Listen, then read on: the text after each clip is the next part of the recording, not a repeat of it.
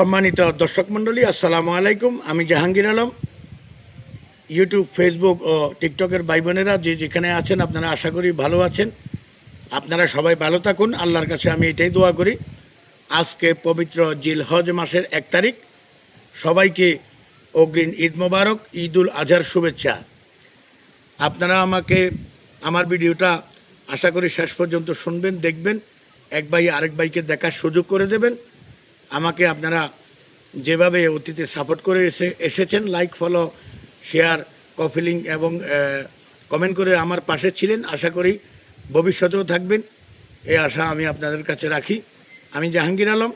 আমি আপনাদেরকে সব ভিডিওতে বলি, আপনাদের দোয়া এবং ভালোবাসা ছাড়া আমার চলার কোনো সিস্টেম নেই। কারণ আল্লাহর রিজিকের মালিক আল্লাহ, কিন্তু উসিলা কিন্তু লাগবে আপনারা যদি আমার ভিডিওটা শেয়ার, ফলো, রিপোস্ট ও লাইক, কমেন্ট করে আমার পাশে থাকেন, আমার ভিডিওটা যথেষ্ট পরিমাণ শেয়ার করেন, তাহলে আমি 2-4 টাকা ইনকাম করার সুযোগ পাবো। অতীতেও পেয়েছি, এখনও পাবো।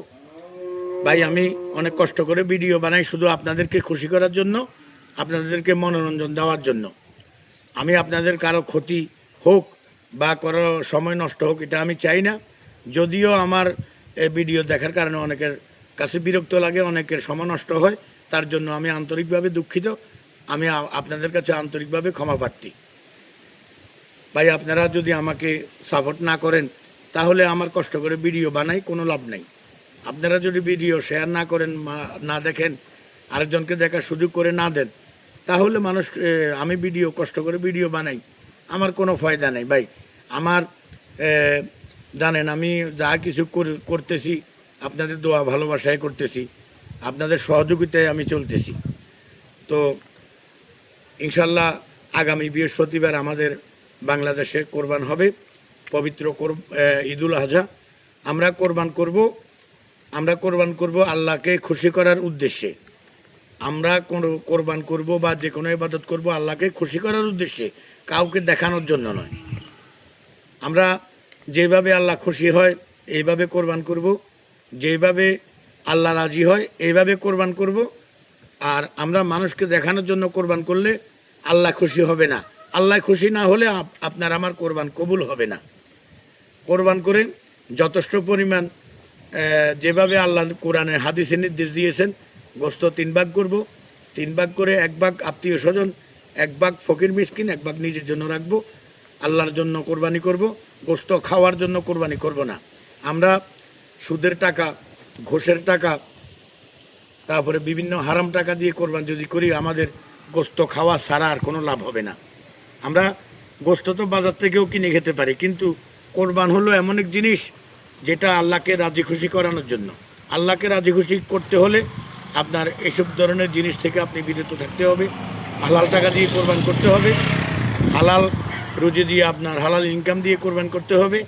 আর আল্লাহকে রাজি খুশি করতে হলে ওইসব ধরনের চিন্তা আপনার মাথায় রাখতে হবে। আর যদি বলেন না আমি কোরবান করব আমার আত্মীয় স্বজনকে খুশি করার জন্য, মানুষকে খুশি করার জন্য, তাহলে আপনার কোরবান গোস্তই খেতে পারবেন, কিন্তু কোরবান হবে না। আল্লাহ যেভাবে খুশি হয় এভাবে কোরবান করবেন। সুদের টাকা, ঘুষের টাকা, জালিয়াতি টাকা, জমি মেরে দেওয়া, এসব টাকা যদি আপনার কোরবানের ভিতরে ঢুকান বা কোনো এবাদতের ভিতরে ঢুকান, আপনার এবাদত করতে পারবেন, কিন্তু কোনো লাভের মুখ আপনি দেখবেন না। বা একটা কথা খেয়াল রাখবেন, এই দুনিয়ার যিনি বাদশাহ তিনিও কবরে শুইতে হবে, আর আমার মতো যারা ফকির তারাও কবরে শুইতে হবে। আপনার 150 কোটি টাকার মালিক আপনি, কিন্তু মরে গেলে কবর যেতে হবে খালি হাত নিয়ে। আর আমার কিছুই নাই, আমিও মরার পরে যেতে হবে এই খালি হাত নিয়ে। কেউ কিছু নিতে পারবো না, কিছু অ্যাকাউন্টে জমা করে যেতে পারবো। আমি যা করব তাই। আমি পাপ করলে আমার পাপ অ্যাকাউন্টে জমা হবে, আমি ভালো করলে আমার ভালো অ্যাকাউন্টে জমা হবে।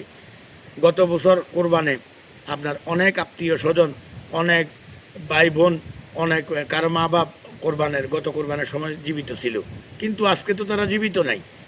যেমন আমি, গত কোরবানে আমার বাবা দুনিয়াতে ছিল, আমরা কল্পনাও করি নেই যে আমার বাবা এই কোরবানে থাকবে না। তো আমরা যত বাহাদুরে হই, যত জমিদারে হই, কিন্তু শেষ পর্যন্ত মাটি হবে আমাদের আসল ঠিকানা। অতএব কোরবান মানি আপনার অহংকারকে কবর দেওয়া, কোরবান মানি আপনার হিংসাকে কবর দেওয়া, কোরবান মানি আপনার তাকাব্বরিকে কবরে শুয়ে দেওয়া। কোরবান মানি এই নয় যে আমি কোরবান দিব, গোস্ত খাবো, বেয়ার বাড়িতে রান ফাটাবো, দির বাড়িতে গরু দেব, না, এটা কোরবান নয়, এটা হলো লোভ দেখানো। আল্লাহ বলেছেন ফাওয়াইলুল মুসাল্লিন, আল্লাহ এর সব ধরনের কোরবানি, এইসব ধরনের নামাজি, এইসব ধরনের আলহাজ আল্লাহ চায় না। আল্লাহ চায় প্রকৃত ইমানদার। আল্লাহ আপনার কোরবানি কবুল করবে আপনার মন দেখে। আপনার মনে যদি যাররা পরিমাণ কোনো হিংসা অহংকার থাকে, তাহলে আপনার কোরবান নয়, কোনো ইবাদতই কবুল হবে না। আর কোরবানি করার পরে এক শ্রেণীর লোক আছেন, কোরবানির গোস্ত ফ্রিজে রাখার জন্য গেট বন্ধ করে দেন। সাবধান, এটা করবেন না, এটা করবেন না। এটা করলে আপনার কোরবানি আপনি আপনার হক না, আপনার হক আপনি রাখতে পারবেন। আপনার আত্মীয় স্বজনের হক, আপনার গরিব মিসকিনের হক যদি আপনি না দেন, তো আপনি কোরবানির দিন গরু জবাই করার দরকার নেই, আপনি আজকেও গরু জবাই করে খেতে পারেন, কোনো সমস্যা নেই। কিন্তু কোরবান যদি করেন, আল্লাহ যেভাবে নির্দেশ দিয়েছেন আপনাকে এইভাবে কোরবানির সিস্টেম পালন করতে হবে। আর তৃতীয় কথা হলো, আপনারা কোরবানি করেন, গরু জবাই করেন, গরু জবাই করার পরে অনেক কাঁচরা বর্জ্যগুলো রাস্তাঘাটে থাকে। ভাই, আপনি একটা কথা চিন্তা করেন, আপনার বাড়ির সামনে যদি গরুর কাঁচরাগুলো বর্জ্যগুলো পড়ে থাকে, তাহলে এইটা থেকে একটা বাজে গন্ধ আসে, ওই গন্ধ থেকে তো আপনারও অসুখ বিসুখ হতে পারে, আপনারও ক্ষয়ক্ষতি হতে পারে। কিন্তু আপনি এটা না ভেবে আপনি কি করেন, গরু জবাই করার পরে রক্ত, তারপরে বিভিন্ন রকমের ময়লা রাস্তার সাইডে রেখে দেন। কেন এই কাজ করেন ভাই? আপনি 1 লাখ, 1.5 লাখ, 2 লাখ, 5 লাখ টাকা দিয়ে কোরবান করতে পারেন। আপনি একজন লোক রেখে 500-1000 টাকা খরচ করে এই কাঁচরাগুলো আপনি তো ইচ্ছে করলে মাটিতে ফুটেও দিতে পারেন, কিন্তু আপনি এটা করেন না। কেন এটা করেন না বলেন? এ ক্ষতি খালি জনগণের হবে, আপনার হবে না? আপনার জনগণের ছেলে সন্তানের ক্ষয়ক্ষতি হবে, আপনার তো হবে। আপনি এটা বুঝতে চান না কেন? আপনার কি বিবেক বলতে আল্লাহ দেয় নাই? বিবেক খরচ করবেন, আর বর্জ্যগুলো ঠিকভাবে ফুটে দেবেন।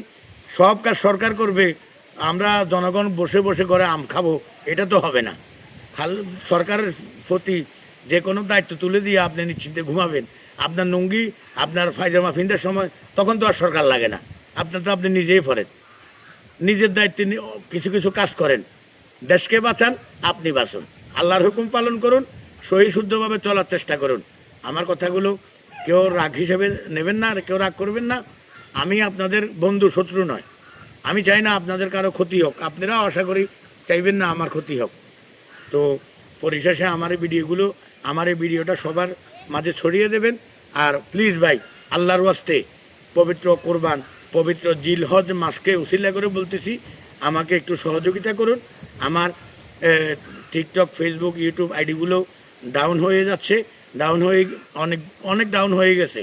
আপনারা ভিডিও দেখেন আর না দেখেন, আমি আপনাদের কি কোনো অভিযোগ রাখবো না, কিন্তু দয়া করে আমাকে একটু সহযোগিতা করুন। আল্লাহ আপনাদেরকে সহযোগিতা করবেন, একটু সহযোগিতা করুন, আল্লাহ আপনাদেরকে সহযোগিতা করবেন। আমার আইডিগুলোতে যথেষ্ট পরিমাণ শেয়ার, কমেন্ট, লাইক, ফলো দেবেন, আমাকে একটু সহযোগিতা করবেন। এই দুনিয়াতে যদি আমি উপকার নাও করতে পারি, ও দুনিয়াতে আমি আল্লাহর কাছে বলবো, আল্লাহ আমাকে এই যে লোকেরা সাপোর্ট করেছে, আল্লাহ তুমি তাদের যদি কোনো কিছু কবুল নাও করে থাকো, আমার এই সাপোর্ট করার উদ্দেশ্যে আল্লাহ তুমি তাদের মাফ করে দাও। আমি তোমার কাছে মাফ করা না করা তোমার দায়িত্ব, তবে আমি তোমার কাছে অনুরোধটা রাখবো যে তুমি যারা আমাকে সহযোগিতা করেছে, টাকা দিয়ে, পয়সা দিয়ে, ভালোবাসা দিয়ে, যা দিয়ে সহযোগিতা করেছে, আল্লাহ তোমার নিজ গুণে, রহমান নামের গুণে মাফ করে দাও। তো আমি আপনাদের মূল্যবান সময় নষ্ট না করে আমি আপনাদের কাছ থেকে বিদায় নিলাম। আসসালামু আলাইকুম ওয়া রাহমাতুল্লাহি ওয়া বারাকাতুহু।